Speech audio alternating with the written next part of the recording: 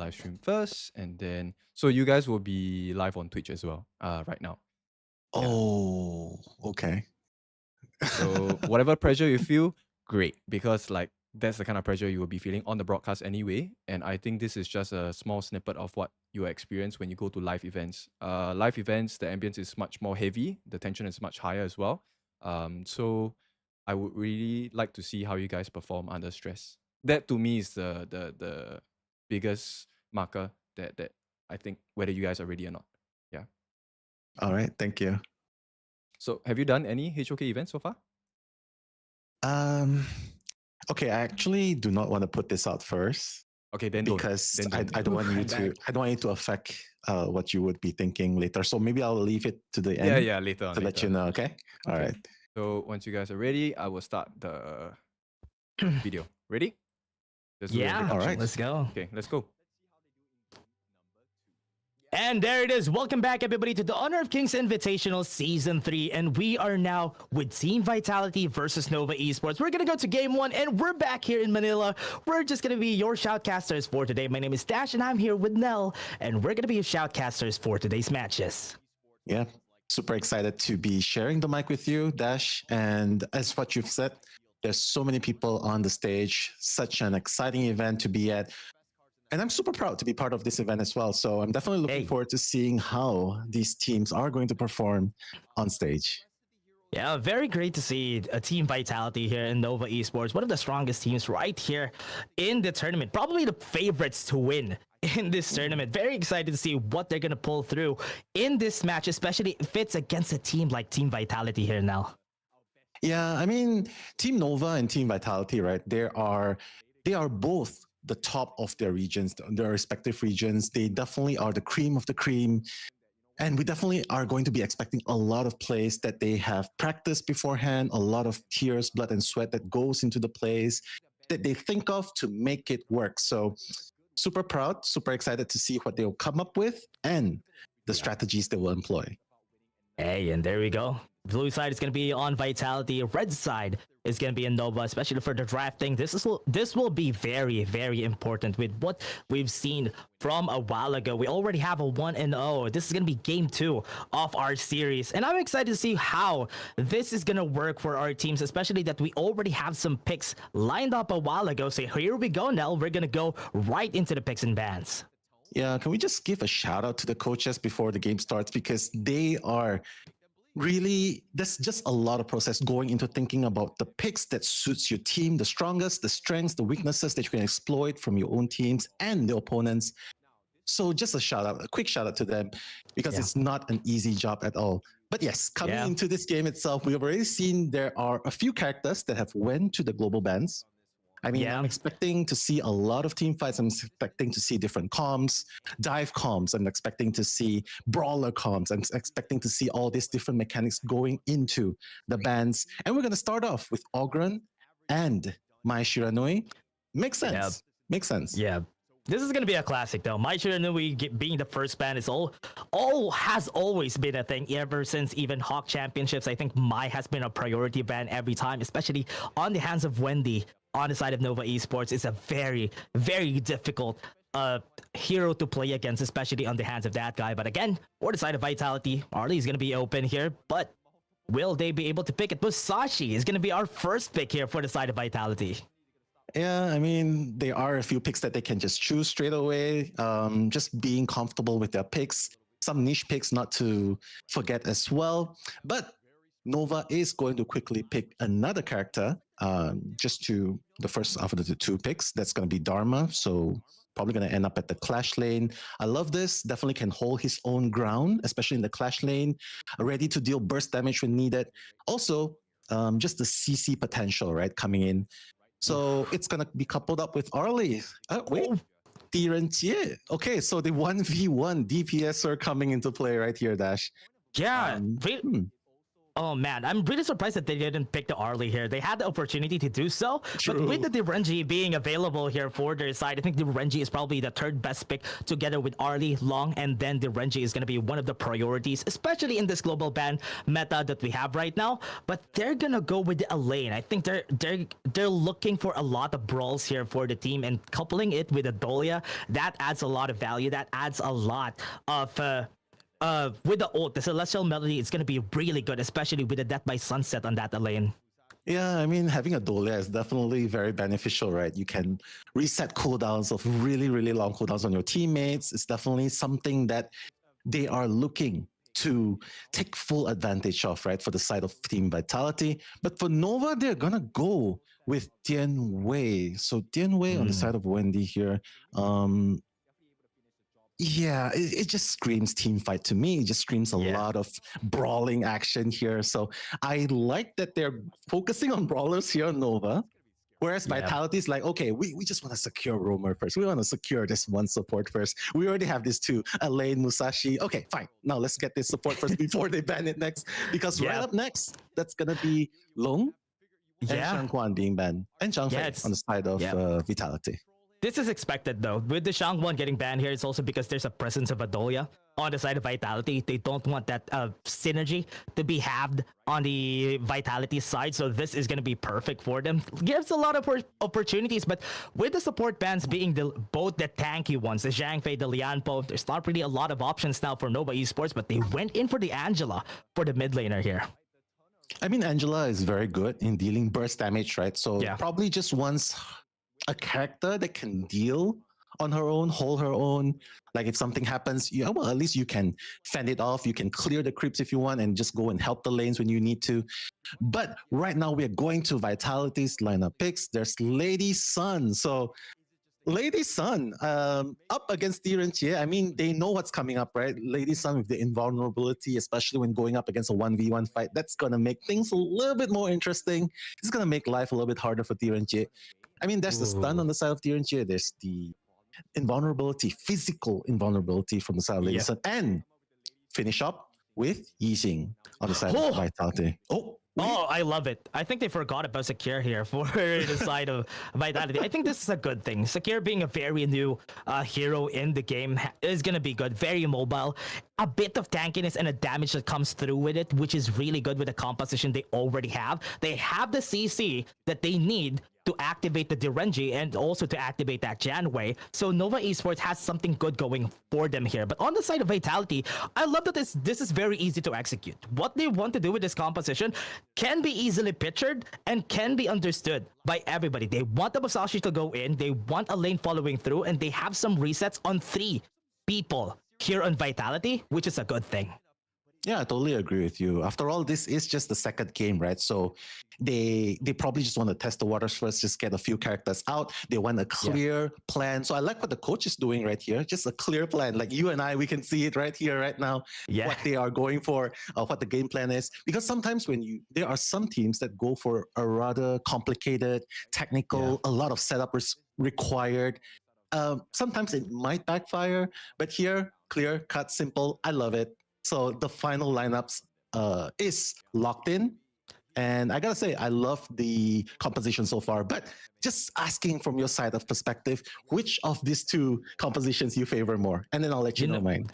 You know what? I'm not really sure about the Janwei, even though he had a ton of pops recently. I really don't like my man Janwei. But I want to see how they do it though, in this game. I really want to see how they pull it off on the side of Nova Esports. I have a lot of optimism, if you know what I mean here. And a lot of optimism for this team. So I hope it works out. But Team Vitality, I really am looking forward with their composition because this is a much more solid foundation on this team. Yeah, positive mental attitude is the name of the game here, right? We want to start off strong. We always think about the positive things, the maximum impact they can do. And that's exactly what these teams are going to do right here, right now. Just starting off in the middle lane. Dash. Yeah, start. This is nice though. Starting off with Nova and Vitality, this is going to be the classic. Not really anything fancy from both of our teams, except for the fact that Vitality started off on the top side here with Musashi not starting to clear their jungle camps. and they would want to get some XP on the top side, then go down from there. Yeah, I mean, you just have to constantly rotate, get the objectives, get out of there. And that's exactly what they did in the middle lane.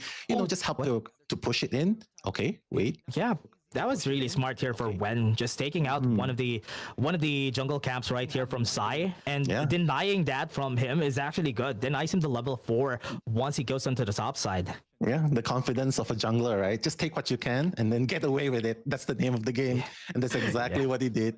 Hopefully, and unfortunately for the side of Nova, right? That's something that they probably could replicate, but with Dianwei, positive mental attitude, the optimism, just farm up, and hopefully you'll be able to sustain from middle to the late game. Whereas Jie up against, let's just have a look real quick at the top lane.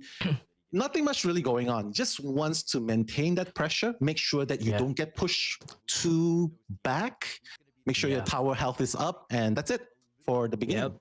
I think this is what's good about what Vitality is doing too, is they're kind of finding a way to deny resources on that Janwei, because you don't want the Janwei just freely hacking on those jungle camps and being able to get his levels up. So that's what they want to do. They just want to deny him at most as much space as they can here for the team on the side of Vitality. Yeah, just look at the net worth as well. Like, while it might appear neck and neck, well, basically it just indicates not much action going on in the beginning, right? You just want to play safe, just a little bit of jump here and there, a little bit of poke going on, but nothing too game changing, so to speak. You just want to maintain that farm. Oh, wait. Dash? Got the knock-up, gonna be starting Blazing Brilliance, is gonna be there. That's a lot of damage. First blood onto the side of Nova. And that's exactly why you want Angela on your team, right? Just that burst damage just coming in to help the team. Very critical there, Dash. The action might not seem to end just yet. About to end. Okay. Really love how they started the fight there, Nell. Because of the knock-up a while ago, they were able to easily get the Blazing Brilliance in, able to damage, and that takedown was perfect. Exactly. I think you just put it perfectly well right there. Just the setup, the stun, the knock-up into helping Angela land that final damage, right? Just taking it out. The first blood is going to go to the side of Nova. So far, that's going to change the net worth a little bit to the favor of Nova. So all they have to do right now is just continue doing what they're doing. Maintain the pressure. Don't give an inch at all, because they will definitely mile out in Vitality that's going on right here. Just maintain composure, maintain the timing, just wait for the spawn, wait for the tyrant, wait for the overlord, and just get the position overall to the contest. For 40 seconds on the back, rather 20 seconds on the clock before we go in for the next objective. Everyone is in prime position to surprise somebody. If ever Kaka is going to go down, he might be surprised with the Truth Mantra here. But the positioning right here of Nova Esports is already good. They're already setting all themselves on those brushes really close to the Tyrant, and they're ready for the pickings. Yeah, I mean, we have to make it a game of quality or quantity right here. You have to make sure you bring enough members here, because early game, it's all about the quantities. You want to make sure that you bring enough team members into the fight in order to contest. But look, the fight might be starting. Dash. Yeah, they had the damage. Kaka was able to back off, not even using their ultimate, use the Blazing Brilliance, and a free Tyrant here for Vitality, because they got pushed back even before the fight even started. Yeah, I mean, just the game sense, right? Just the knowledge that, okay, we know that you are far away. Let's just take this, and they'll easily take it down. And it seems like they're going to make full use of the Tyrant buff. World is my board. Be there, but not really enough damage to pull through, because they're under the turret, so they're not going to continue to fight there. Yeah, I mean, just testing the waters, right? They know that they are incapable of diving just yet, incapable of finishing off. But okay, at least maintain the pressure, right? Just spread the pressure across the board. You can see a little bit of rotations coming in from the side of Nova.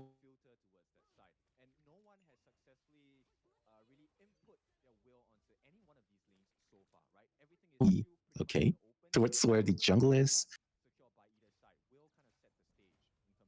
Yeah. 4 members of Vitality are at the bottom, probably looking for a team fight, securing the bottom tower, probably just disengaging. Yeah, nothing much that's going to happen here just yet. Yeah, so far they're looking for the top side jungle camp here for the side of Nova just to deny more jungle camps or resources for the side of Vitality. And that's a very smart thing to do. Seeing Dao Dao right on the bottom side gave opportunity for Sai to get that level 10 pretty fast. Bit of a mistake on the world is my board, but it's okay. Nobody's going to be dying soon. Yeah. You know that your jungler is doing a good job, especially when they have the level advantage and they have the goal advantage, right? Because you just have a look, even though it's only 200 gold in general between the two junglers, you can see that it actually plays a lot of impact as well. Because you want to come in, you want to infiltrate, you can definitely do that. You want to infiltrate, you want to disengage very easily. You can engage anytime that you want to, especially if the enemies slip up. But look at what Nova is doing here and Vitality as well. Taking objectives, right? They know everything's centered in the middle. So the carries just go and take out the towers. They just take out both towers in response as well. Oh, wow. That is a really good answer here. Got the towers, got advantage for the side of Vitality, and they also got away with it, which is really perfect for what they're looking for. Vitality, or Wendy rather, looking for a really good Chaos Cinder just to execute somebody on their side. But so far, nothing has worked out, and everybody's just backing off, just trying to find space for themselves in order to get more towers in the game. Yeah, I mean, the middle area, right? That's usually the strong point going in. But wait, a little bit of action going on. Yeah, I think Sai is gonna try to go for it, but Dao Dao is just gonna dash away. Yeah, he's not gonna be taking the fight here. And right there, this is gonna be it. They had the Leap of Fury, was able to chase that. When he has the passive, though, he's not gonna be dying just yet. On the top side, though, we're seeing another fight happening. That's another kill onto Anne. They're going for more, but it is still a 1-for-1. A bit of out position here, but they tried to bite more than they can chew.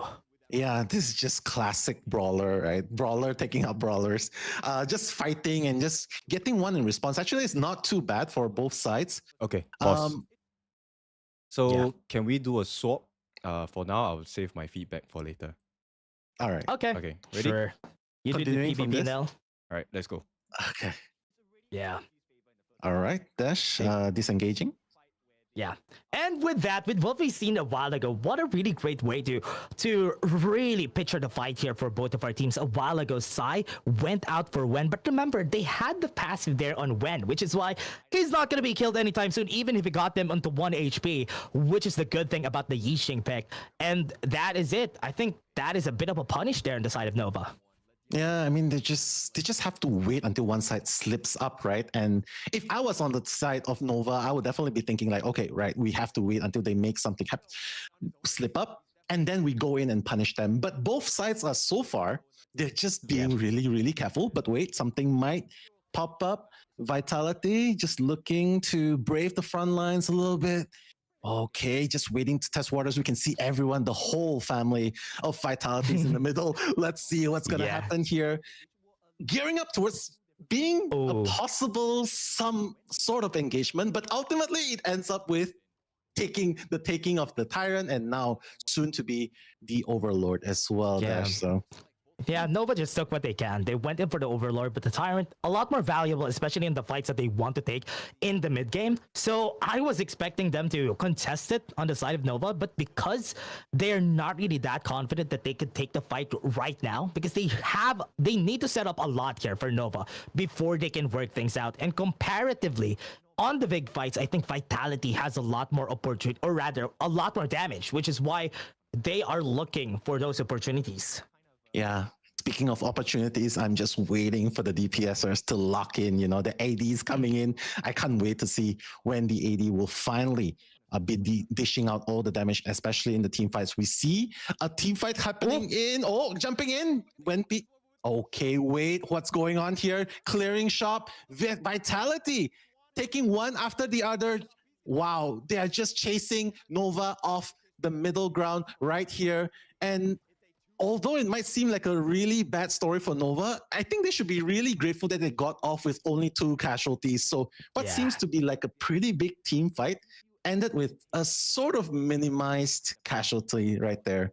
Yeah, I think that's still a good 2-for-1 though for the side of Vitality. And remember, they had the Tyrant. They had the Tyrant on their side, which is why they had more damage to work with on the side of Vitality. But right now, let's take a look at the replay, what happened during that fight. They started up pretty well here because Sakir here was able to back up, but with the Truth Mantra starting off was perfect on. But right on the top side, Kaka was there to actually manage the fight. But here we come. Here's another fight though. Yeah, and here you can see Lady Sun taking the damage onto herself. Wait a minute. Just keep going on. We thought that Vitality would be the ones to come out on top here, but it seems like Nova will have the longer end of the stick right here, and they will come out. This time on the side of Nova, they'll be getting Yeah. that advantage right They there. got caught. Yeah, they got caught in the They got trap to. there. Yeah, especially when they were taking the Tyrant, but they were able to take the Tyrant on the side of Vitality, which is a good thing. But one thing's for sure is that a 2-for-1 is not a good thing for them. But now, because of that, they can take the Enhanced Overload duel to the death, though. Whoa, what's going on? Yeah, they're just pushing it in. They're just pushing in. They're just going for the team fights. Doesn't matter if they are out of numbers. They are outnumbered here. What? But it seems like Vitality will come in, just taking one, taking two, and they're going on for the third kill. Alan is just moving back. He's like, okay, I do not want to overstay my welcome. But damage has been done on the side of Vitality, taking out 2 of Nova, and there's only 3 left to defend.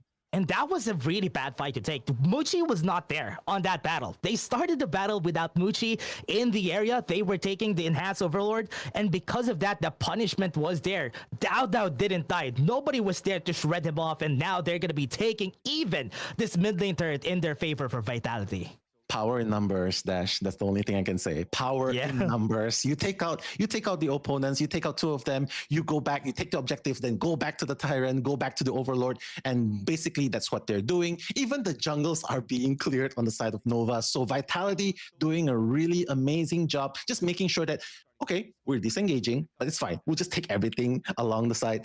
And I just like this mentality. Winner devours all. Winner devours all. I really like how they took this space there. Dao Dao and Kaka really knows how to take the space just because they're very tanky. And because the composition here of Nova Esports doesn't really have a way to shred them except for that Imperial Order from Muchi. If he's out of the fight, they can survive a lot of the battle. So that's why Vitality was able to get away with that fight. Yeah. I mean, just lacking one Muchi, right? That's already saying a lot because without the RNG, you will not be able to dish as much damage as you hope for, right? So fully taking advantage of that. I love the game plan. Striking like the dragon, striking like a hungry tiger. Like you sense weakness, you just go in for the kill, go in for the strike. And let's see if that's going to happen right here because let's see. They are probably gearing up towards a little bit of a fight, teasing us right there. 5 of them are there. This time, it's not a matter of quantity, it's a matter of quality. Let's see if they will continue on here. Dash. Yeah, Shadow Vanguard on the top side.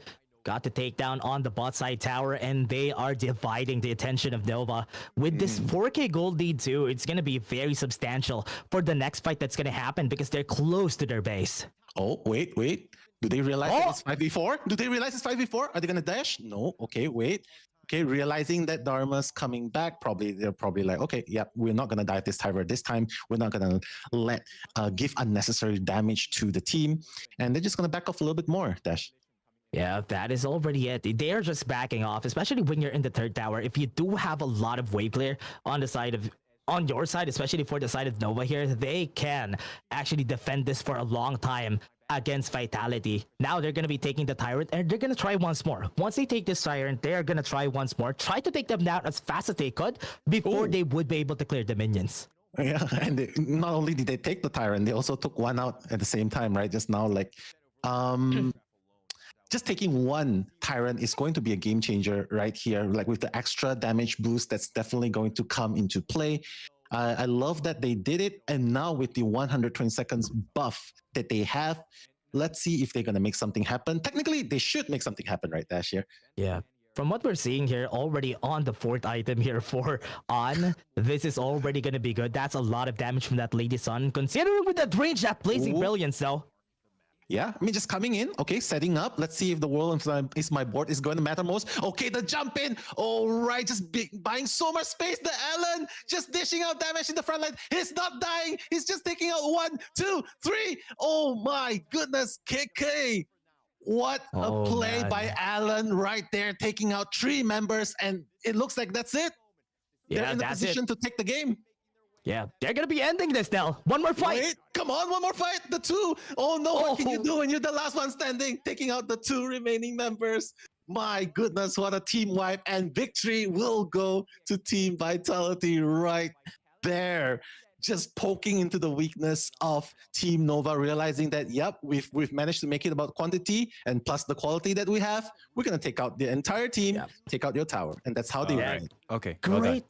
So let me just run through a couple of things first. Good effort. Yeah. Okay, so for PvP and for color the way we do, during fights, there are two different things we're looking at. So obviously as the PvP, you're gonna be under tunnel vision, right? You are super focused on what's going on in the fights. So you want to talk about that. So what that opens up to is that the PvP might miss certain moments of the fights, okay, in which the color or the analyst will normally, at least in our synergy, what we'll do is we'll be looking out for other entry points. So this Yep. point would probably come from the clash laners having the Dharma in, right, to look for a multi-man ulti, right? That's the whole kit of Dharma anyway. Okay, to help you with the moments in the game where there isn't much to talk about, I want you to explore talking about the win conditions. Okay, the win conditions will naturally lead you into certain decisions that the players will want to make, and that will give you clarity about whether they're going to start a fight or not. Okay, so what I have been taught from all of my other broadcasts and other casting experience is that I want you guys to look at the resources that they have. So let me skip back to maybe this portion.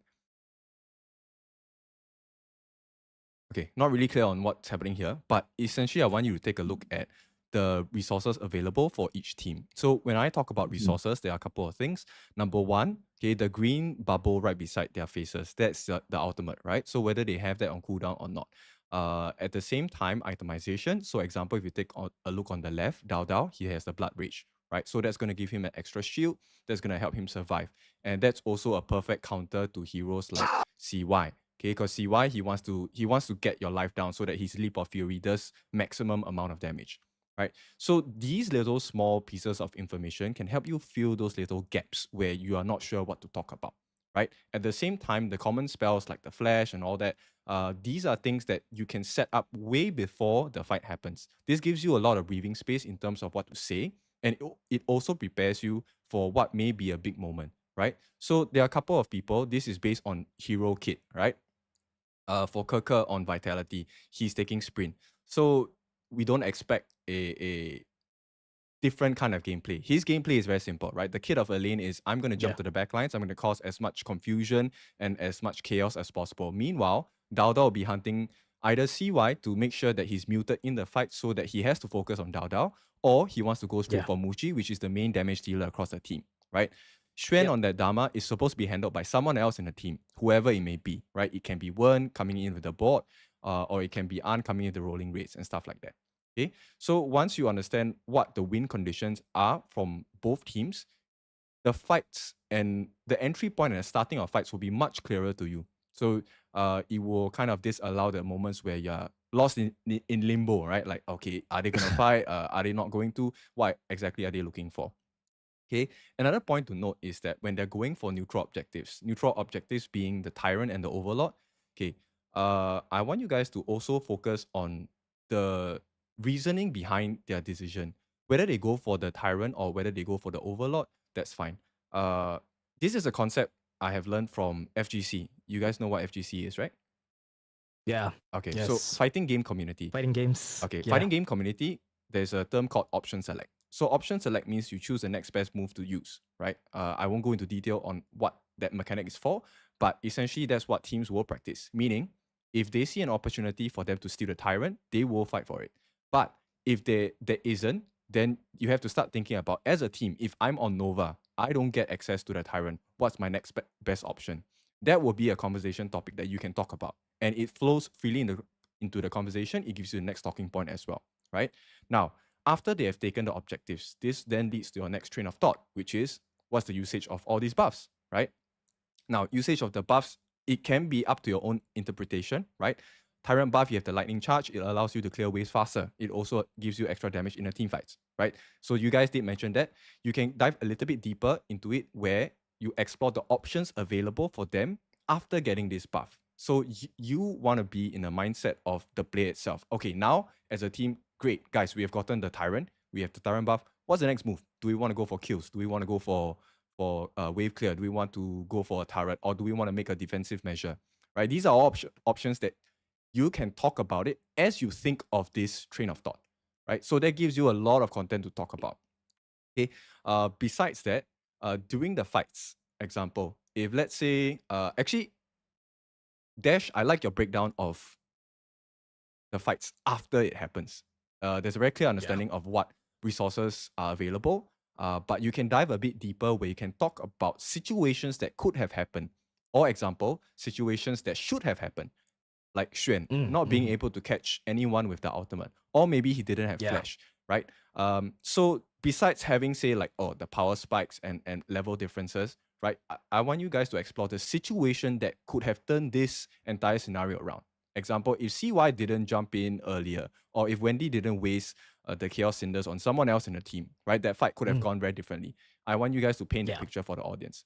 Okay, at the same time, to amp up and empower your talking points, I want you guys to take a look at the items also, right? Hero choices is one thing, right? The items also matter. So example, the reason why Dao Dao takes the Blood Rage, it gives him extra armor, it gives him extra shield, life as well, and extra damage. When he activates Blood Rage, there is additional damage that he can deal based on his health, right? And this not only gives him survivability, but gives him the ability to get more damage done across the group. Okay. There was one moment in the game where Muji was missing in the fights, right? And they lost that fight. So you guys can also pick that out. But you have to be very careful about saying that, oh, Muji made a mistake and stuff like that, right? I would rather you turn that perspective into, if Muji was there, this could have happened. So you are kinder to the players, but at the same time, you also give this information to the audience that's watching. Now, from my experience, the way I talk to the audience, I categorize them into two groups. So majority, one half of it are audiences that enjoy the game. They don't play this competitively, they don't play this professionally, but they like the excitement and they are kind of trying to figure out what's going on. Why does this work? Right? So it's also part of your role to kind of give these little golden nuggets of information for them so they can get to learn about the game and understand why it's even more exciting. When people are educated about the game, they truly can feel the tension and the pressure of that situation, right? So you're kind of educating them in a entertaining way, right? And then your second camp, the second half of audience members are the semi-pros or maybe even pros. They are at that level already, and they want you to be able to deliver the experience as a caster from their POV, so they can feel excited as well. And then when you rave about, hey, this guy did a super good play, right? The ability for Xuan to catch the backline or Kirker to just split the entire fight so that they really could divide and conquer the entire lineup of Nova, stuff like that, right? Then you achieve both where you educate the audience, but at the same time, you put that whole storyline together. And there's one more thing. After you're done with all of this information, so you're unloading a lot of information, relaying it to the audience, I want you guys to capture the moment with for the audience as well. Meaning, look, Vitality is in a very strong position now. Your choice of words, it's up to you, right? But you have to guide them into understanding that right now is Vitality's time. They are leading so strong, right? And Vitality fans want to hear that because they want to feel like, yeah, my team is winning, right? And when that situation switches, then you get the uproar from the Nova fans because the Nova fans will be like, oh my god, the whole game Vitality is behind, Vitality is in front, they're so strong. Suddenly Nova comes in and Nova is now the beast, right?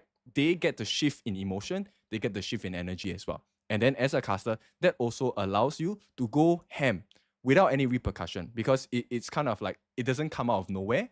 You have already set the stage where, look, this is the situation. It's so dire. They're on the back, right? They're on 6 feet below the ground already, and suddenly they come back to life, right? And now this is their time to strike and stuff like that. So I know casting is a very difficult thing.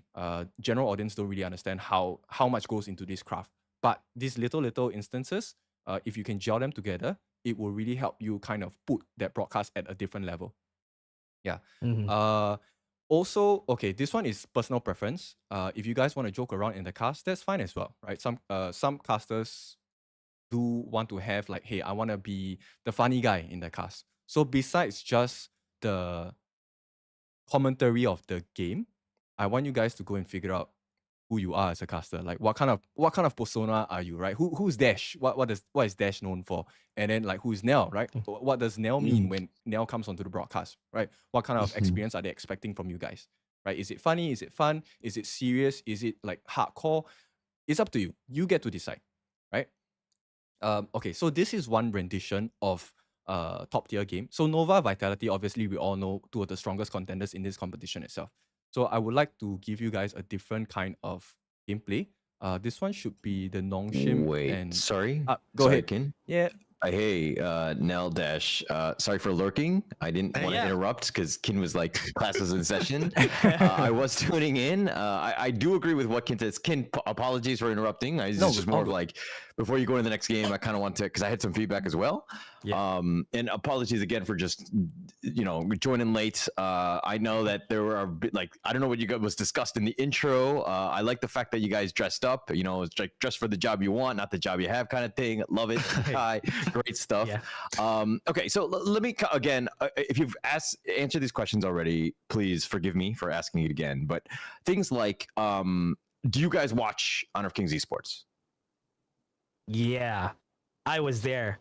Oh, okay.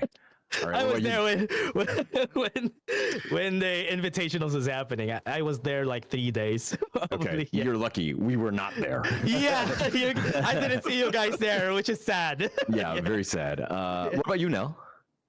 The first time I watched a tournament Yeah. is during the first season, Okay. and I didn't see you guys there at that time. It Yeah, was yeah, some casters there, Yeah. and that's basically the only one that I watched. Okay. Okay. Just No, so I mean, I hope you don't mind me just telling this first Yeah, okay, right go on. now. Yeah, because initially I wanted to leave this to the end to say, because I only played HOK for one season. I only played HOK for one season, and that was 3 seasons ago. I grew up playing MOBA games, 5v5 games. I'm super passionate about it. And I played this game, and the moment that I saw this post from Kin about looking out for shellcasters, I jumped at the opportunity. Thanks to Dash. He was the one who shared this with me. Yeah. So truthfully, this is the first time I'm doing something of this sort. And I have to be very transparent just to be fair to everyone who's auditioning, right? Last night until today was the only days that I studied up for this. Until now, I studied up for this game. So I'm very, very, I apologize if I... No. I was... No, again, we're just trying to set the stage, trying to understand you. I appreciate the transparency and you being very honest. It's just one of those things where, like, again, we're just trying to get to know you, kind of see, how it's going to be, right? So, again, apologies. I don't know you guys. I haven't met you. It's really nice to meet No you guys worries. now. So Nice this is to a meet great you. opportunity. Yeah. Yeah. So, again, I'm just trying to understand where you guys are coming from, that kind of stuff first, right? Just to kind of, before I go into the feedback, because I do have some more later. Apologies, Kin. It's a little long. But, okay, if we're talking about play-by-play and like analyst role, which one do you think you're more comfortable with? Dash, you want to start? Yeah, I'm more comfortable with doing PvP for MOBAs. Yeah. What about you, Nell? I have to be very honest. I would rather do colored, simply because I am not at that level yet to commentate the fast-paced action. Seeing that, but I'm very sure, and this is a work in progress. I'm very sure with more practices and experiences, I think I will be able to adapt really quickly. I think that's one of the strengths I have. Okay. I learn really quick, I adapt really quick. So for now, I'm more comfortable doing colored simply because I don't really need to keep up with the pace. All good. Okay. All right. So let me go into I guess the game feedback from, again, just an outside perspective, right? I think that there are times where okay, before I go into the more personalized one, let me go into broad generalities, right? I think starting off, you guys were great. I think in terms of setting the stage, right? With the, hang on, you coming or going? You coming Sorry, to go? Philippine internet. I'm so good. sorry. You don't have to show yourself right now, just because, yeah. But this is one of those things where when you're setting up the stage for the draft, I think you could did a really good job, right? You guys seem to have some level of comfort between each other. You're with all that conversation, you know, and kind of going into this and then with the picks. I think that if you're talking a little bit deeper in terms of, you know, counter picks and, you know, like synergy within the draft themselves, that might really help. And then kind of also having a moment where you're kind of like, this player tends to like this specific, you know, hero, and you know, if you have those tendencies, it really just kind of builds onto that. Again, just giving feedback, right? Okay, now when we're talking about the game itself, right? I think the early game, it seemed like a lot of you were like, and both of you guys are kind of guilty of this, where you're kind of like water is wet type of comments, right? Where it wasn't really deep. You're kind of just addressing what was going on. And I always look at the early game because it's kind of boring, right? This is the perfect time to set the stage for the teams, the players, what's at stake. Like no one mentioned the fact that like one of the teams was up 1-0. You know what I mean? It's kind of like setting it up, right? I think that's like a perfect time because there's like, it's a slow time and you can talk about these like situations. And again, like what win conditions, kind of like what Ken was talking about, right? Yep. Okay, now let me go into more personalized feedback here. Dash, when you tell me you're a play-by-play, I can tell you're a play-by-play because your cadence is very good. You have that hype personality, you have that energy, and I can feel it, right? And obviously, when you have a name like Dash, you got to be kind of like a play-by-play, right? Let's be really honest fast, here, right? yeah. You have to go, okay? You called, like, when the moments were happening, and they're very fast in a MOBA, in a mobile MOBA, it kind of seemed like you hit your note, but then you would cut yourself off quickly. Like, I don't know if it's like you were afraid to continue going, or if it was like a situation where you were just like trying to pass the ball off as quickly as possible, right? And it's like a play-by-play. I always look at it as kind of like a 60-40 kind of ratio, where you kind of want to direct the conversation and kind of control what's being said, and you talk more generally. Right. And I felt like, especially in that first half, Nell was doing most of the talking. Right. Yeah. Okay. So, and there are times where Dash, if a play is happening, you don't have to wait for Nell to be like, this is about to happen, or somebody jumps in and then you go in.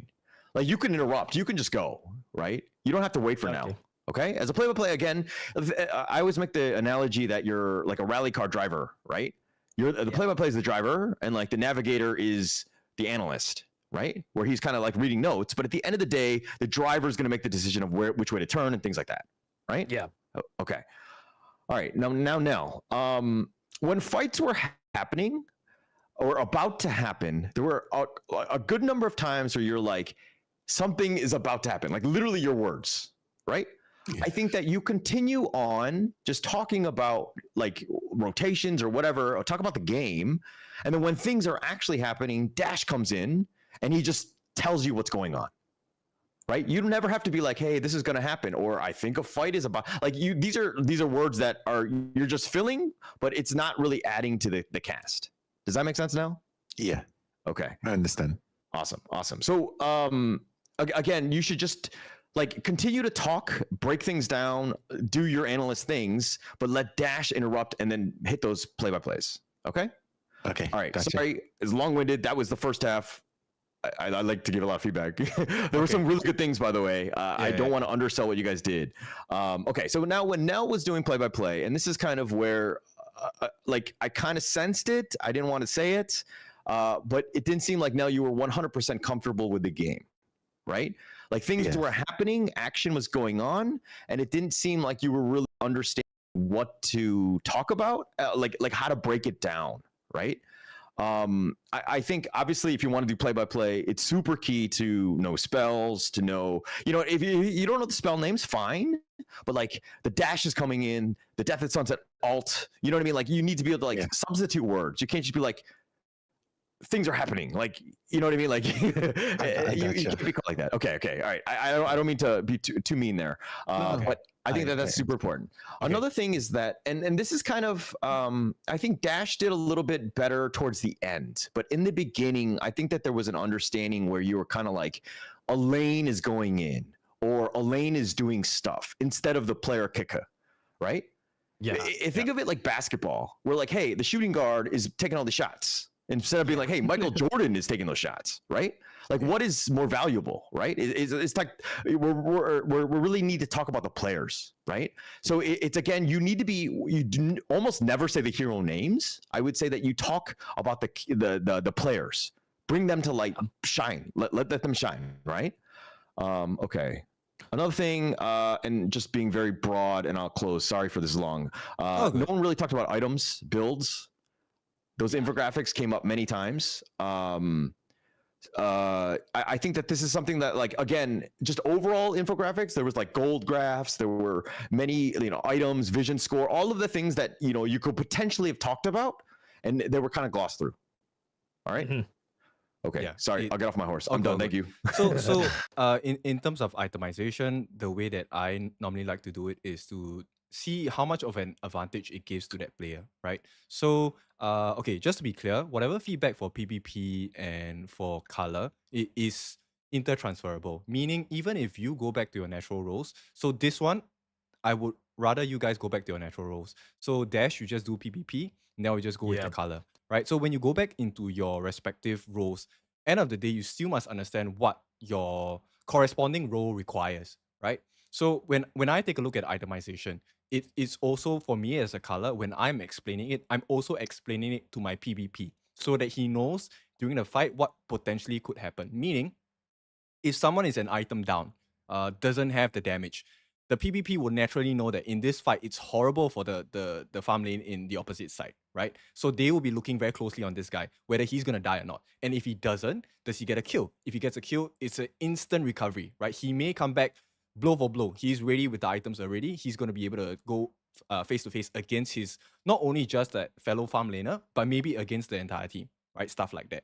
Okay. Another thing is, this is also something that you can, I wouldn't say drone about, but kind of preface later on. Meaning, look, this guy has got this item A. And you know what? When he reaches item B, he's going to be an absolute monster. And the team fights are going to change in dynamic, right? From what was a very comfortable team fight for Team A, Team B now is going to just run all over them. But only if this person reaches this item at this particular timing. This timing doesn't need to be the timer on the game itself, meaning you don't have to go so hard on yourself and critical where, you know what, 13 minutes, this guy must get this item. More of, if he can get item A before, or item B before player, the opposite farm lane gets item B, this will be a big swing in a team fight, right? And that is the moment where Team B will be looking for fights. So we can expect them to be so much more aggressive. And so this means that Team A, this particular member, needs to be very careful about the way he's positioned, because if he gets caught out, right, there's win condition and then there's lose condition. If someone important on the other end dies, and it can be multiple roles, right? So example, there are a couple of things you can explore. Number one, if this player dies, there is no counter initiate, right? They cannot turn the fight. If this player dies, they have no damage. And then if this player dies, they have absolutely no way to disengage, right? So there's a save, there's a counter engage, and then there's damage. These three. These are the three markers that I normally go to, because those are the things that are more apparent in fight, right? If your multi-man catch dies, definitely no re-engage, right? Even if you get the nice stun, right? And then just a side note for PvP, this one I have learned from the other casters across whatever games that I've watched.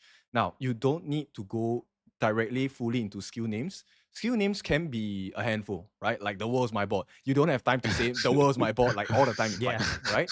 So That's true. it's easier to kind of lay down, example, oh, the board has been laid down, stuff like that, right? And one of my favorite ones is when I watch other casters, I won't name the game, but he has the tendency to kind of say things like, oh, this guy takes to the skies, right?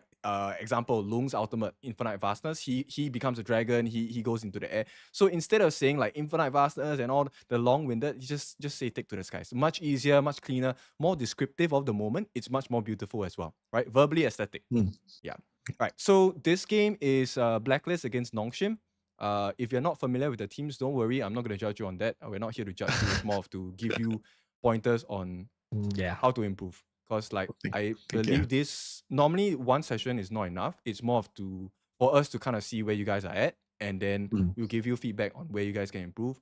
and hopefully like that's good enough for you to join us on this journey as well. Because let me be clear, I think as a caster is a huge step up because right away, if things go according to how it should go, you will be in the international stage. I mean, it's what KWC, you're doing Chinese teams, like the whole region, right? So research is really important. You need to be able to pick out the important points.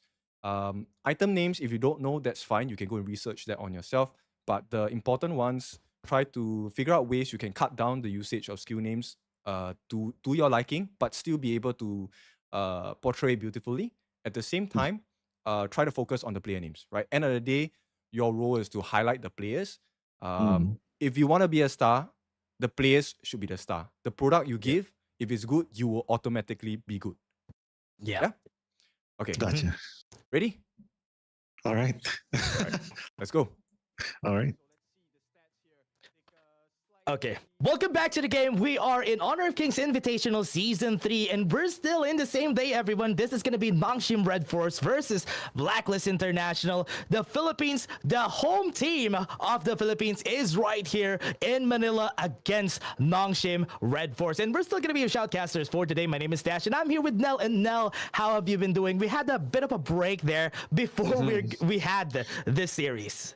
Fun fact, I had Nongshim for my meal during the break. So my favorite brand as well, Nongshim Red Forest. So yeah, I'm super excited to see what Nongshim will be bringing up. The pride of Korea versus the pride of the Philippines, like what you've mentioned, right? You couldn't have put it in a better way. Yeah. So a lot is at stake right here. I have something for you now while this is happening. Nongshim is the Korean brand. There's a brand called Nissin in the Philippines. So that is Nongshim versus Nissin, basically. It's another noodle brand. So again, let's start with this game. We're going to be starting with the picks and bans with Nongshim Red Force versus Blacklist International. Starting off in game 1, the Musashi ban. This basically tells me that they want to play Ogren and this on the side of Nongshim Red Force. Yeah, I mean, Musashi is sort of like a counter towards Ogren, right? Like with his anti-healing proportions, that's the skill that he does, right? It anti-heals. So maybe they just want to get all those anti-heal matters away so that they can go for an Ogren.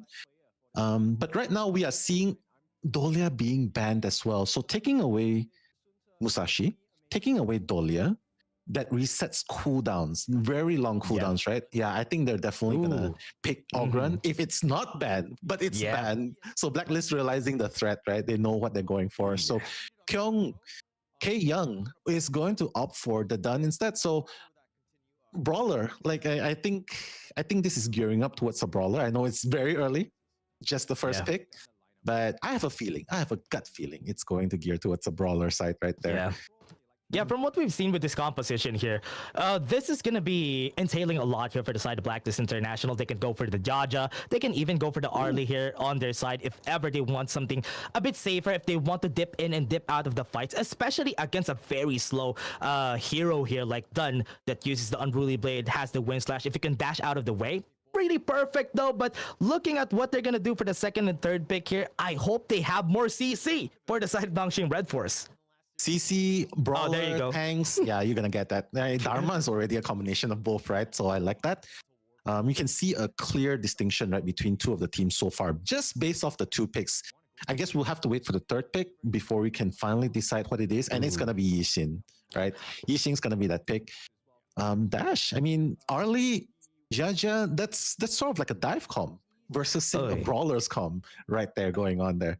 Yeah, just looking at their composition overall here, Del, it's already telling that there's already a lot of crowd control, a lot of AoEs on the side of Nongshim Red Force, and adding that U1 on top of the Blacklist International composition, they're going to be very nimble. They can go in, dip out of the battles, and have somebody to pseudo frontline for them with that U1 building tanky if that's going to go to just She.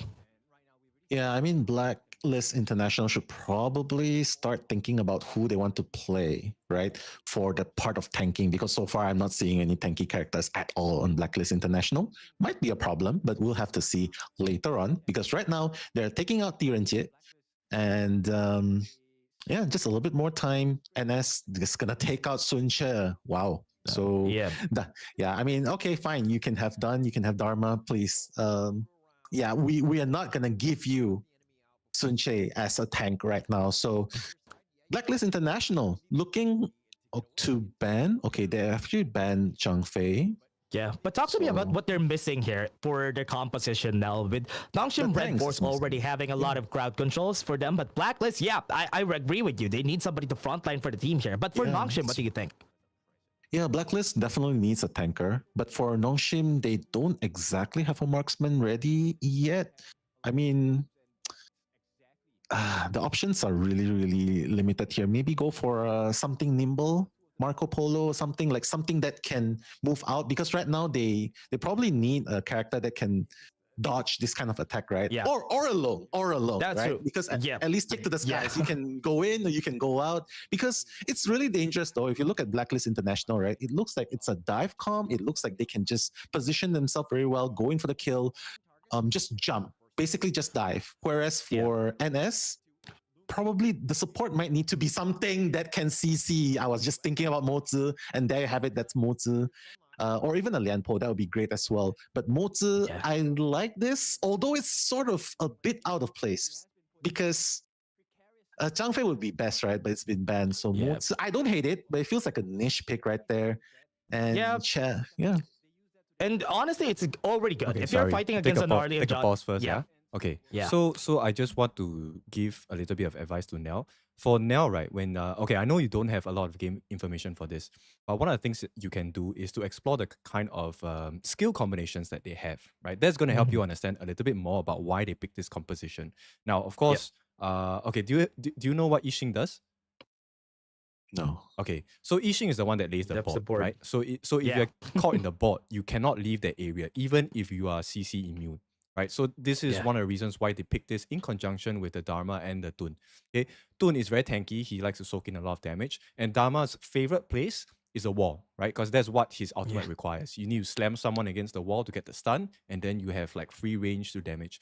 So the way that teams like to play, they like to play a different type of control. Now I know you don't have the information for Nongshim, but Nongshim has showcased that they are a team that loves absolute control. Every draft that they have, it's everyone has some form of control. And even the Long, right? So Long has one of his skill set which allows him to kind of CC people Knockout, with a skill called Riding the Wind, right? So if you can explore the different combinations and talk about the different strategies they can employ to get a kill, that will help you out in your breakdown of the draft itself. And there's many combinations here. So the best kind of combination as a caster is anyone with stuns, right? Because as long as Mozi lands his stun, dude, anything can happen. Mozi Fei lands a stun, Illusion gets his ulti off, and then Dharma gets his ulti off, right? Or it could be Dun coming in, gets the slam on the floor, also another stun. So there's a lot of crowd control. I like the fact that you pick out that, yes, it's not very tanky on the side of black. And then this is where you transition from, okay, you know what? Here are the combinations from Nongshim. And now let's take a look at what are the combinations available for black, right? So blacklist, stuns, burst, movement. Take a look at what they can try to achieve. Whether you are correct or not, whether they actually do it or not, is not important. You are just showcasing the options they have, right? So don't be afraid to be wrong. It's more of sharing like these are potential situations that could happen. And because it's potential situations, limitless. You have so many things to talk about. You will never run out of things to say. And it becomes more natural as you talk about it. Yeah? Thank you so much, Ken. All right. Let's go. Can I just quickly jump back in, Ken? Yeah, Sorry, go. I know, Yeah, I you know have one I'm more. gonna hold you silently. It's Obviously, Blam. guys. Hi, I'm Blam. Hi, Nell. Hi, Hi, Dash. Blam. How's it Hello, going? Blam. Yeah. How's it going? doing good. Yeah, just very quick. I'm going to be very concise, not as long as Hauler. Sorry, Hauler. But yeah, just to kind off what Kim was saying there for Nell first is when the drafts go in, like you were saying, let's see what the third pick's going to be. Rather than saying like little bits of language like that, that's when you could kind of be like trying to paint the picture for the audience, basically, like Kim was saying, like you want to be basically going into and thinking, right, okay, they're lacking control, they need a control hero. Oh, they could go for the Yixing, stuff like that. So just, and like Kin says, you can't be wrong. So, well, you can be wrong, but it doesn't matter. There's so many there's so many possibilities. But just the next little bit, because obviously I said it's going to be quick, is for Dash. You're driving the conversation really, really well. But mainly, this one's mainly just like if you feel like a nervousness for your co-caster, is rather than saying, hey, what do you think is going to happen here? You should be like, try and give them like a little bit of like a nugget of wisdom. Be like, oh, so they're kind of they're lacking control. So what do you think's actually going to be their pick to? What do you think they could go for in this pick, rather than like kind of just like completely throwing it over and hoping that they kind of just find their way to that own answer there themselves? I think that's probably the best way between you two right now, because obviously you can. I was in here when Nell was saying his little story about obviously he's only been sort of watching this over the past like day or so.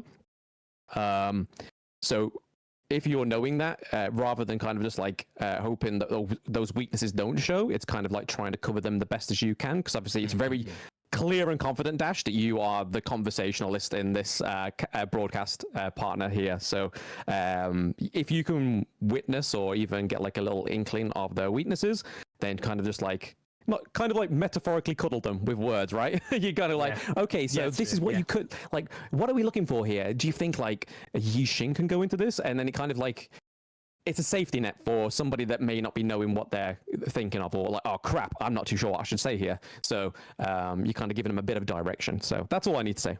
But you're doing well. Thank you, Blam.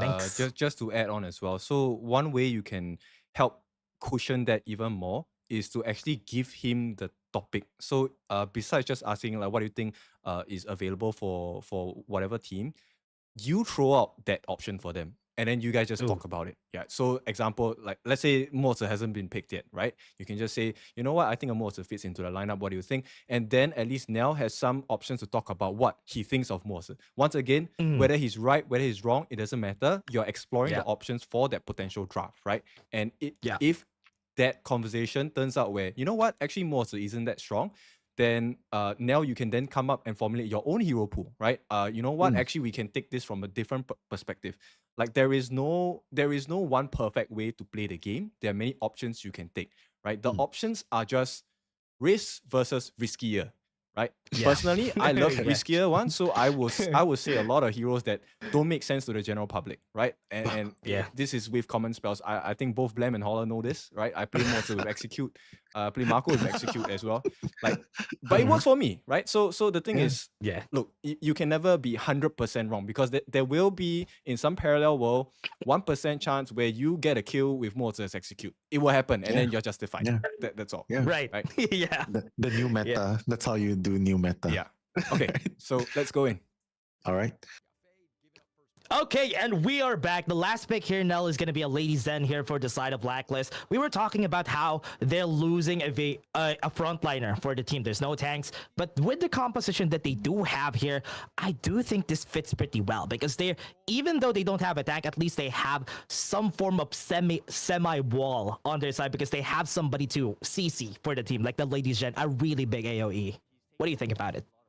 Well, you have to pick a side, right? Which composition you like more. And so far, I'm loving NS composition more, simply because every single character is so useful. At least they have a crowd control skill. They have the damage. That's a given, right? They have the tankiness. They have the crowd control skill. They are nimble. Whereas Blacklist, I really think that a frontliner would do them a lot of good, simply for the fact that if you are pushed to a corner, where can you go? If you're back off to a corner, you can't run anyway. At this point, you're pretty much just playing hit and run, chicken. And if the opponent of NS pushes hard enough, you're gonna find yourself stuck and you're back against the wall. So I think that's the only thing I fear for Blacklist International.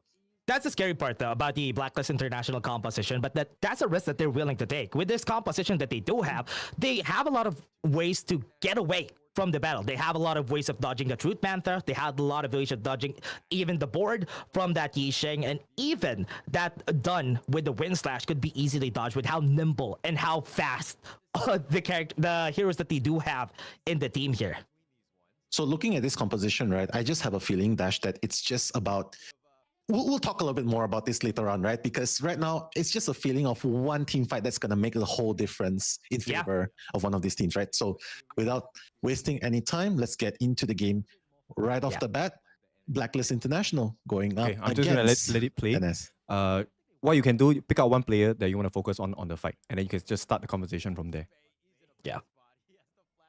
Okay, and now we're gonna be starting the battle already. Siri burned, or rather Faye burned the flash already pretty fast into the game, and this is gonna be very bad for them, especially on the early fights. They have a Jaja on Chaz, so this is gonna be a problem later on. Jaja. Yeah, I mean, burning off the flash is definitely a very disadvantageous thing, right? But I'm actually more focused on what the carry can do here, especially since he is not exactly the super late game, right? He's also functional right off from the very beginning. He has the CC, he has the burst damage. So I'm looking forward to seeing how he can farm under pressure. And Mozi right there just trying to give him a little bit of support by stunning the opponents. Yeah, and this is going to be a little bit of love tap here in the bot lane. And I would love to know how they are going to be fighting here in the bot side, because you have the range from the Long and the Mutzi. So you're going to be expecting a lot of poking from these guys. But there is an engaged potential from Golden Kite. So this is what I want to see, because the early game power of this too on the bot side is going to be really good, especially the Arlie and the Jaja that they have there. But on the top side, tried to go for the wind slash there. Chami wasn't successful. Yeah, I mean, building up their resources, that's the name of the game in the early games, right? You're trying to clear the creeps and then you go in for the neutral creeps. A lot of back and forth as expected of a Mozi in the team. You're going to expect a lot of long range stunts, and it's a pretty safe gameplay, right? You poke without getting injured too much and keeping your carry alive and well as well. So pretty solid plan. Let's see what Blacklist International will be able to do here, because remember, they're the ones that need to make something happen with their highly mobile burst damage composition right here. Yeah, and with the composition that they have, look at what they're doing here. This bot side is going to be like this. They're going to be just poking each other out. Other side is going to be healing, and that's what's going to happen. I want to see how this fight on the top side will work out, especially K Young has the Truth Mantra at the ready against Chami, and this is going to be a 2v1 if ever a fight breaks out on the top side. Yeah, 2v1, unless if Blacklist International Chami does not want to take the bait, right? So just a different way. But yeah, they have the Cannon Blast already. Started it off. It almost was a kill for the side here of Blacklist, but was not successful because Faye was able to flash away again. Yeah. I mean, just a lot of skills to help him sustain, right, in this game. And remember, guys, for NS, their goal is just to get Long up, at least up until the early mid games should be carried by their junglers, by their clash lane offlaners, just in order to sustain until Long is able to deal that one damage. Yeah. Whereas Black is actually the team that needs to push the agenda, needs to force that team fight. Because right now, I mean, the tankiness, that's about it. That's the only thing that they have in their arsenal right now. Yeah, for Nongshim Red Force though, I want to look at how this composition has been built. They have a lot of crowd control abilities on their side, so they only have one damage potential from Siri with that Long. So that's going to be a problem in the long run. If ever Siri falls down, that's going to be bad. But they started the fight here, but nobody's going to be killed just yet. Haku is going to go in. He has the Unruly Blade. He's going to go in. He has a Wind Slash available, but he's only a one man. 5 people are looking at him, and this is going to be the first blood coming in to the side of Blacklist. I did not understand what just happened. Haku was taking that fight even though his teammates were off position, right? His teammates was not ready to engage. So might be a case of miscommunication there, but Haku will be punished for what just happened right there. So Blacklist happily taking that first blood and just looking at the replay itself. Look, Haku's already taking the fight in, and where are the rest of the teammates? They're not even in the position to follow up with it. So very good job on the side of Blacklist International to recognize the weakness right there, show a slight show of weakness right there by NS and capitalize on it. Yeah, pretty surprised that this is happening here now, because even though they got the kill a lot of while ago, nobody took the liberty of getting tired. But looking at it again, I think Black has a lead. They want to take down upside while they're taking the tired and fighting on the outside. So breaking out using the infinite fastness, taking some time. Not going to continue any fights here on the outside, but they got the kill on the outside. Hey, Young stepped on the wrong turf. Yeah, there were just too many of the blacklist. Oh, providing starting the fight, taking inside the box is gonna be used. They got the stun on two, but Siri can't even get close, and Faye is just gonna back off in shame because of that. Yeah, I think if Siri Chaz? had... Oh, wait. Yeah, they have the Okay. world is my board. The Cannon Blast didn't hit Yeah. in the slightest. Yeah, just coming in one by one, right? I think if Siri actually had his spells off cooldown, I think he would take that fight, or even health, right? Because I think he's just about playing it safe. Maybe he wants to save up money for that first big item. Does not want to risk losing it in a team fight that risks his life, right? So a good call right there. Mozi actually keeping his teammate alive right there. I like the decision, although it seems like a pretty even back and forth so far, Dash. Like you pointed out just now, like you take the Tyrant, I'll take your tower. You take the tower, I'll take I'll take one of your teammates. So pretty good exchange so far going into this game at the 6-minute mark. Just looking at the items here now, Siri hasn't doesn't have a fully built item just yet. So this might be a problem in the next oncoming fight if ever there's gonna happen. Siri already had half HP, starting off with a maple dance a while ago from Golden Kite. Yeah, they have the stun, they have the CC control, but whether or not they can finish off the job, that's another different story. But Yeah, looks like the actions very continue. well. They got the hold in. Unruly Blade just to back off Haku. This is going to be a tower for free if ever they're not going to fight this. This is a 3v4, and they won't be able to take the battle. That turf is on the hands of Blacklist now. Yeah, they're not going to take that fight. The advantage of numbers is clearly on the side of Blacklist International, and that's exactly what you're going to do. If you're on the side of Blacklist International, right? You want to continue pressuring, force them into team fights before they are ready, because you pointed out, Long does not even have the first big item ready. So look at the net worth itself. Blacklist, obviously, at the lead, 4K goal lead, actually. So NS have to rely on the slow, safe game, play the long game, is what I would think their game plan is. Okay, Take their time we can here. stop here. I think it's a good effort from both of you. I would like to share something with you. My mindset going into games for either team is that the way that I want to commentate about the game is that as a team, I don't want to just win. You must lose. And that's the concept I take when I go into games and what I want to portray. So example, what I mean by it's not just enough to win, I want you to lose as well, meaning I want to take everything away from you. Right? How I get the win in this game is by having an advantage. And I want you guys to talk about how you gather those advantages. And once you get those advantages, who do you want to funnel it to? Right? Once again, it's the win conditions of each team. Right? What kind of level of advantage can you get? What are the options you can explore? These are the information that as a commentator, I want to portray and relay to you so you understand how proficient a team is, how strong a team is, or how clinical a team is, right? How clean are they? Do they take camps without even being pressured? And that one moment at the bot lane where they were taking that T1 tower, great understanding to be able to tell that, look, they don't want this fight. But I need you to dive a little bit deeper into why they don't want to take the fight, right? Look, Siri is already at an item disadvantage, goal is already not in their favor. Then I want you to explore the things they can do, right? So every negative that you give for a team, I want you to back it up with a potential positive. So look, definitely things are not working. What are the options they can explore now? Are there any camps they can go and take, right? Once again, you don't need to be correct. You don't need to be a fortune teller, but at least you can explain that, look, because of this horrible situation they're in, it's not the end of the world. There's still a potential of a comeback. You have to make the games be in a position where anything can happen.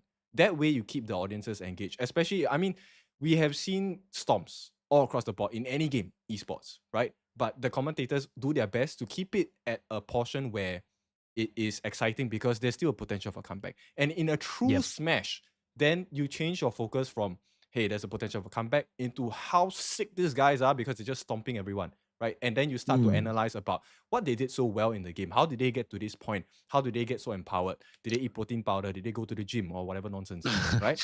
So these are the little informations that I want you to take. And this doesn't need to directly translate into item names or whatsoever. As a start, maybe for you now, just explore what are the advantages they can take around the map, right? Be it taking camps or just avoiding fights in totality. Because certain compositions, they don't require you to take like huge farm. They don't need to steal lanes. As long as the game goes silent, meaning no kills, no fights, nobody dies on my team, late They game, win we late will game.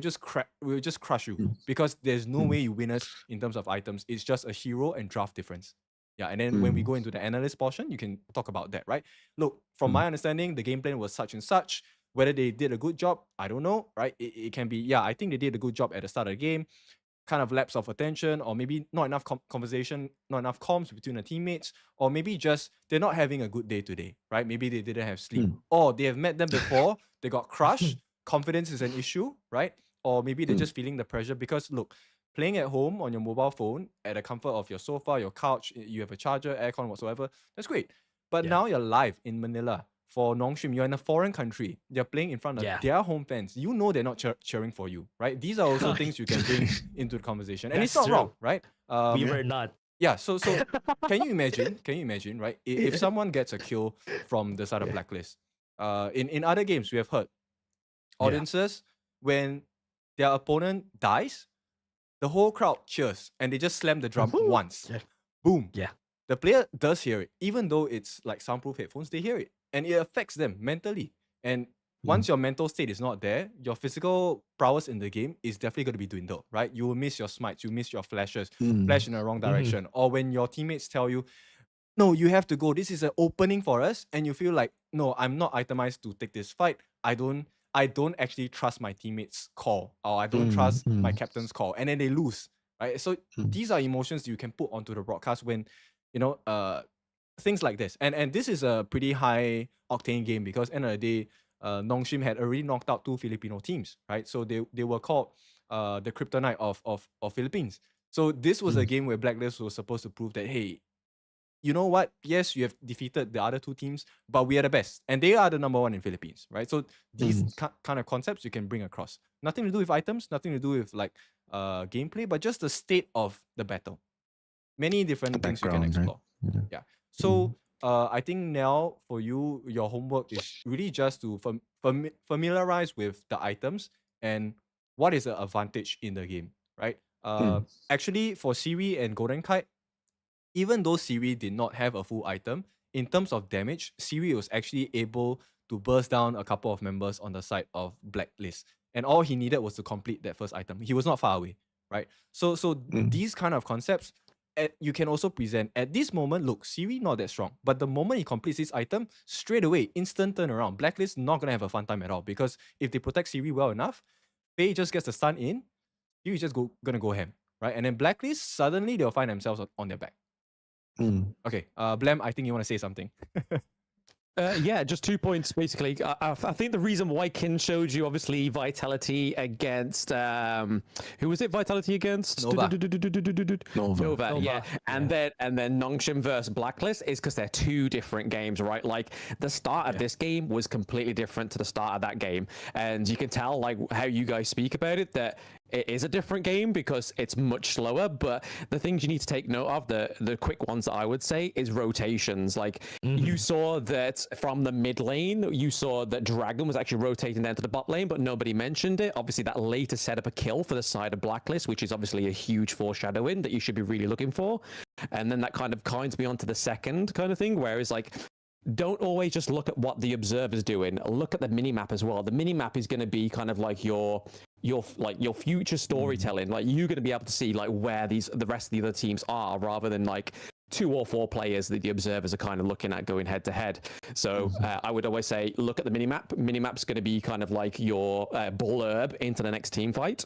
And then also speak about, if a team fight does happen, speak about the consequences of a bad engage. I mean, we saw down to the bot side of the map that the world is my board and think inside the box was used, but nothing got, like there was no kills. So again, that's also something to talk about, is like the consequences of a bad team fight or a bad engage. All right. Okay. Thank you, Glenn. That's Thank you. all I think we have for now. I think there's definitely a lot of work. I think nobody understands how much research goes into it and how many viewpoints you need to have. There's many things that you have to take a look at. So minimap, hero skills, common spells, items, gold, and then you have to try to craft a story out of it. And you also need to understand like the context of the match, right?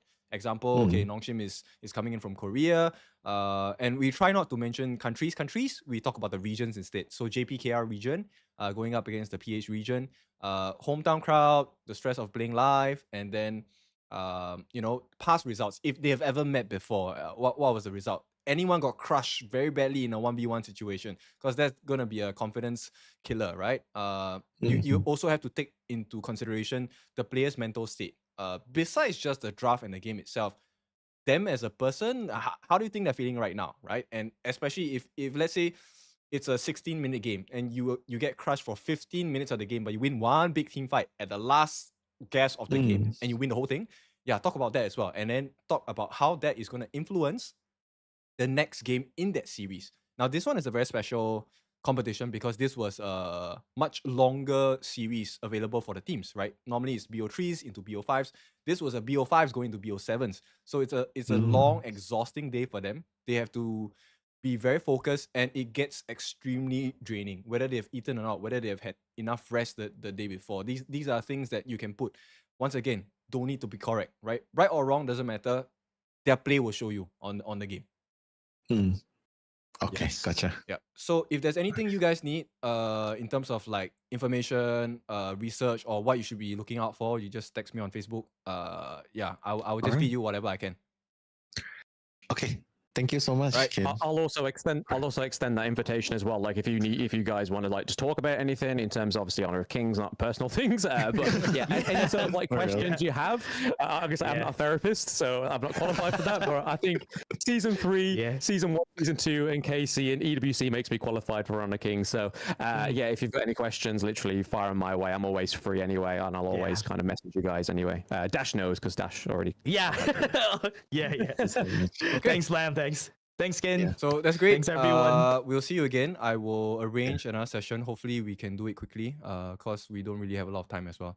Right. Thanks, boys. Oh, wait. Yes. So sorry. Do you mind if I ask what exactly is the process? Like, is this like a audition into a study session into a final? The study audition session sort of thing? is actually not required on our part. This is our own personal I mean, extension. So this one is more of for us to see whether we want to recommend you to okay. the big daddy here. So yeah, and then the big daddy will interview you, and then hopefully you pass that process. Yeah. All right. Okay, understand. All right. Thank you so much for the learning experience, though. I think Thank you so there's much. a lot of insights. Thank you so much. There's right. a lot Ciao. of things to learn. Okay.